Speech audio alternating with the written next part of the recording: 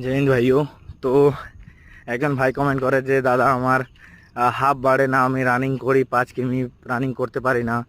তো একটাই কথা বলবো তোমাকে ভাই, রানিংয়ের জন্য কোনো মোটিভেশন বা তোমাকে কেউ রানিং করিয়ে দিতে পারবে না। হ্যাঁ, গণিত হলে তোমাকে গণিত বা তোমার রিজনিং হলে সেটা তোমাকে পড়িয়ে বোঝানো যায় বা তুমি অন্য ভিডিও দেখতে পারো, কিন্তু রানিংয়ের জন্য তোমাকে ভাই নিজস্ব ডেডিকেশান লাগবে। দেখো আমি নিজেরই কথা বলবো, কারণ আবার নিজের কথা বললে কি বলা হয়, সবাই অহংকার বলে, কিন্তু বিষয় এই ফোর্সের লাইনটা এমন যে তুমি যতক্ষণ না সেই জিনিসটা হাসিল করো তার সম্পর্কে যদি জ্ঞান দাও তাহলে লোক তোমাকে বকচরি বলবে, হ্যাঁ, মানে ভাট বকে।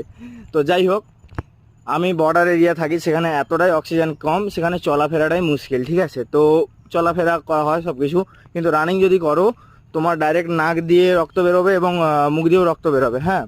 তারপরে তোমার ব্লাড প্রেশার হাই হয়ে যাবে এবং তুমি অজ্ঞান হয়ে যাবো সেখানে।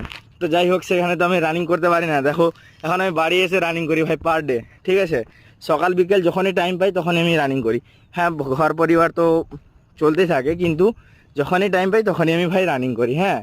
তো এটা একটা হচ্ছে ডেডিকেশান, নিজের বডিকে ফিট রাখা বা যাই কিছু হোক, এটাই বোঝানোর জন্য তোমাদেরকে আমি বললাম।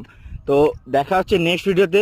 আর হ্যাঁ, সবসময় মনে রাখবে, যদি আমাকে চাকরি পেতে হয় ভাই কষ্ট করতেই হবে, নো শর্টকাটস এখানে, নো শর্টকাট, ঠিক আছে। এটা কোনো মাধ্যমিকের কোশ্চেন নয় যে তোমাকে এখানে বলে দিল এই চরিত্রটা পড়বে, সেই চরিত্রটা পড়ে চলে গেলে আর কোশ্চেনে এসে গেল, এটা ভাই সেই রকম নয়। তো গভর্নমেন্ট জবে নো শর্টকাট। তো দেখা হচ্ছে নেক্সট ভিডিওতে।